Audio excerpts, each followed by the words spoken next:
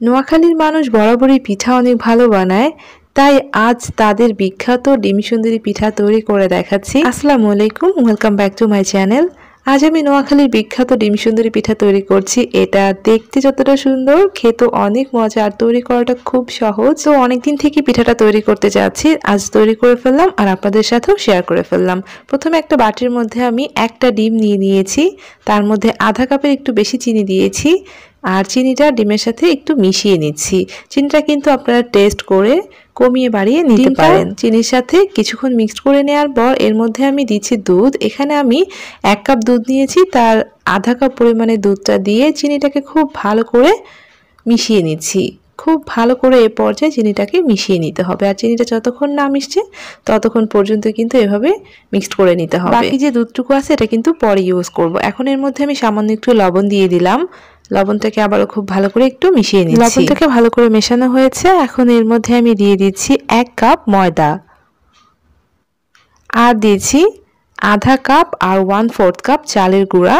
মানে ময়দার পরিমাণটা চালের গুঁড়ার তুলনায় বেশি হবে, আপনারা এইভাবে মেজারমেন্ট করে নেবেন। এখন আমি একটু মিক্সড করে নিচ্ছি। এখানে কিন্তু আরো অনেকটা দুধের প্রয়োজন রয়েছে, তো প্রথমে একটু মিক্সড করে নিচ্ছি, তারপরে বাকি যে দুধটুকু রয়েছে সেটা তো পুরোটাই দিয়ে দিব। এরপরও আমি আরও কিছুটা দুধ ইউজ করব। আসলে ব্যাটারটার উপর ডিপেন্ড করছে যে কতটুকু দুধের প্রয়োজন রয়েছে। তো আমি খুব ভালো করে মিক্সড করে নিচ্ছি, আর অল্প অল্প করে দুধ দিয়ে আমি ব্যাটারটা তৈরি করে নিচ্ছি। আর এই ব্যাটারটা কিন্তু খুব বেশি ঘন হবে না, আবার খুব বেশি পাতলা হবে না। আমরা যে তেল পিঠার যে ব্যাটারটা তৈরি করি সেই ধরনের একটা ব্যাটার এটা তৈরি করতে হবে। আরও কিছুটা দুধ নিয়ে এসেছি আমি, তারপর অল্প অল্প করে দিয়ে খুব ভালো করে মিক্সড করে নিচ্ছি। আরও কিছুটা দুধ অ্যাড করে দিলাম আর খুব ভালো করে তৈরি করে নিচ্ছি। আর আপনাদেরকে আমি দেখাবো যে এটার ঘনত্বটা ঠিক কেমন হতে হবে। খুব ভালো করে হুইক্স দিয়ে মিক্সড করে নিয়েছি।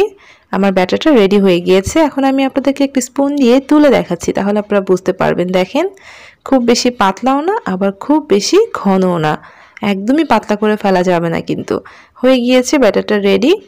আর এখানে আমি একটা বাটির মধ্যে একটা ডিম নিয়ে নিচ্ছি। এখন এই ডিমের মধ্যে আমি দিয়ে দিচ্ছি 1 চিমটি লবণ, আর ডিমটাকে ভালোভাবে একটু ফেটিয়ে নিচ্ছি। খুব বেশি ফাটাতে হবে না, আমরা নর্মালি যেভাবে ডিম পোস্ট বা ডিমের অমলেট তৈরি করি ঠিক সেভাবে মিক্সড করে নিলেই হয়ে যাবে। হয়ে গিয়েছে। আমি চুলায় প্যান বসিয়ে দিয়ে তার মধ্যে ঘি দিয়ে দিয়েছি। আপনারা চাইলে এখানে তেল দিতে পারেন। ঘি দিয়েছি যাতে ডিমের ফ্লেভারটা অনেক বেশি ভালো হয়। আপনারা চাইলে নর্মাল তেলটাও দিতে পারেন। তো তেলটা বা ঘিটা গরম হয়ে গিয়েছে, তারপর আমি ফেটিয়ে রাখা ডিমটা দিয়ে দিলাম। এই ঘিটা দেওয়ার কারণে ডিমের ফ্লেভারটা এত ভালো হবে যে পিঠা তো অনেক সুন্দর একটা ফ্লেভার পাওয়া যাবে। তাই আমি ডিমটাকে ঘি দিয়ে ভেজে নিয়েছি। আর ডিমটাকে কিন্তু আমি একটু লালচে কালার করে ভেজে নিব।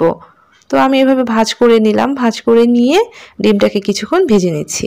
উল্টে পাল্টে ডিমটাকে এরকম বাদামি কালার করে ভেজে নিয়েছি। এরকম বাদামি কালার হলেই তুলে নিতে হবে। আমি একটা প্লেটে তুলে রেখেছি। আর এই প্যানের মধ্যে আমি বেশ কিছুটা তেল দিয়ে দিলাম। তেলটা গরম হতে থাক। এদিকে ব্যাটারটাকে আবার একটু নেড়ে চেড়ে দিচ্ছি। তারপর ভেজে রাখা যে ডিমটা সেটা আমরা ব্যাটারের মধ্যে দিয়ে দিচ্ছি, আর এভাবে উপর দিয়ে ব্যাটারটা দিয়ে দিচ্ছি।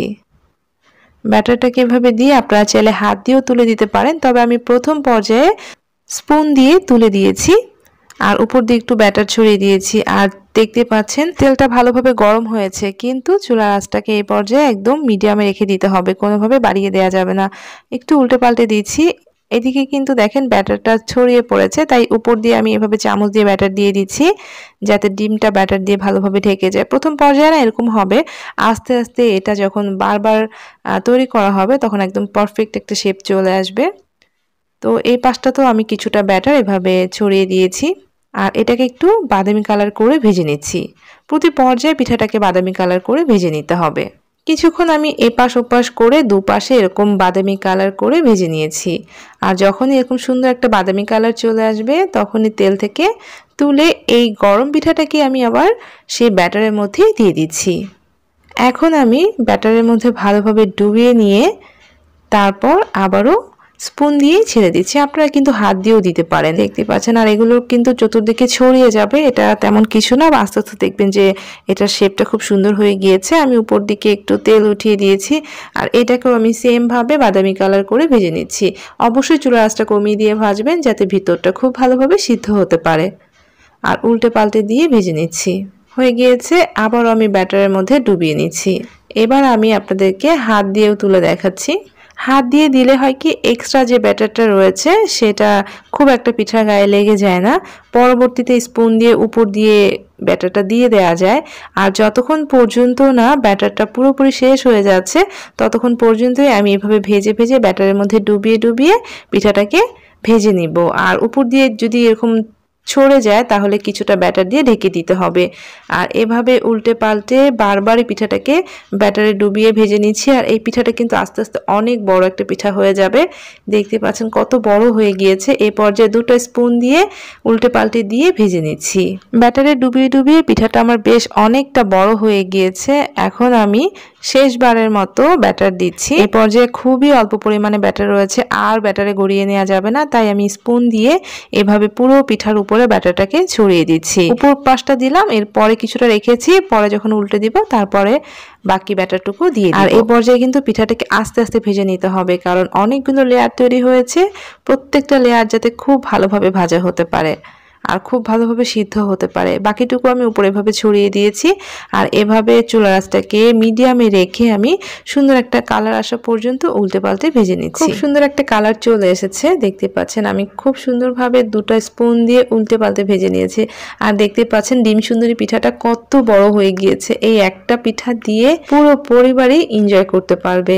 হয়ে গিয়েছে, খুব সুন্দর একটা কালার এসেছে। এখন আমি তেল থেকে তুলে নিয়েছি। কত বড় একটা পিঠা তৈরি হয়ে গেল মাত্র একটা ডিম দিয়ে। তো এই পিঠাটা যেহেতু সাইডগুলো এরকম একটু এবড়ো থেবড়ো হয়ে গিয়েছে, তো আমি সুন্দর করার জন্য সাইডটা কেটে নিচ্ছি। আর গরম অবস্থাতেই কেটে নিচ্ছি, আপনারা ঠান্ডা করেও কেটে নিতে পারেন। খুবই চিকন করে সাইডটা কেটে নিচ্ছি, জাস্ট দেখতে যাতে ভালো লাগে এর জন্য। আর এগুলো কিন্তু ফেলে দিব না, এগুলো কিন্তু খেতে খুবই মজা। আর দেখতে পাচ্ছেন এটা থেকে ধোঁয়া উঠছে, যথেষ্ট গরম রয়েছে। আপনারা ঠান্ডা করে কেটে নিতে পারেন। আমি আপনাদেরকে ঝটপট দেখানোর জন্য গরম অবস্থাতেই কেটে নিয়েছি। আর এভাবে কেটে নিয়ে খুব সুন্দর করে স্লাইস করে নিচ্ছি। ডিম সুন্দরী পিঠা তৈরি করার অনেকগুলো টেকনিক রয়েছে, আমার কাছে এটা খুবই ভালো লেগেছে, তাই আমি এই টেকনিকটি আপনাদের সাথে শেয়ার করেছি। আর খেতেও আলহামদুলিল্লাহ পিঠাটা অনেক মজা। আমার তো দেখেই শুধু লোভ লাগতো, আর মনে হতো আমি কবে বানাবো। দেখতে পাচ্ছেন ভিতরের ডিমটা কত সুন্দর লাগছে। এমনি কি নাম হয়েছে ডিম সুন্দরী পিঠা। আমি সুন্দরভাবে স্লাইস করে কেটে নিচ্ছি। নোয়াখালীর এই বিখ্যাত ভীষণ মজার ডিম সুন্দরী পিঠাটা তৈরি করা যে এতটা সহজ, আমি তৈরি না করলে বুঝতে পারতাম না। দেখে মনে হতো যে না জানি এটা কিভাবে তৈরি করেছে, কিন্তু এটা তৈরি করা এত সহজ সেটা আপনারা নিশ্চয়ই দেখেই বুঝতে পেরেছেন। আশা করছি আমার রেসিপিটা আপনাদের ভালো লাগবে। আপনারা এভাবে বাড়িতে ট্রাই করতে পারেন। আর এটা ঠান্ডা হওয়ার পরে এত মজা যে একবার খেলে আপনার বারবারই খেতে ইচ্ছা করবে। তো আমার রেসিপিটা যদি ভালো লাগে প্লিজ রেসিপিটাতে একটা লাইক দিয়ে যাবেন। তার সাথে যদি চ্যানেলটাকে ভালো লাগে চ্যানেলটাকে সাবস্ক্রাইব করে প্লিজ আমার সাথেই থাকবেন। সবাই ভালো থাকবেন। আল্লাহ হাফিজ।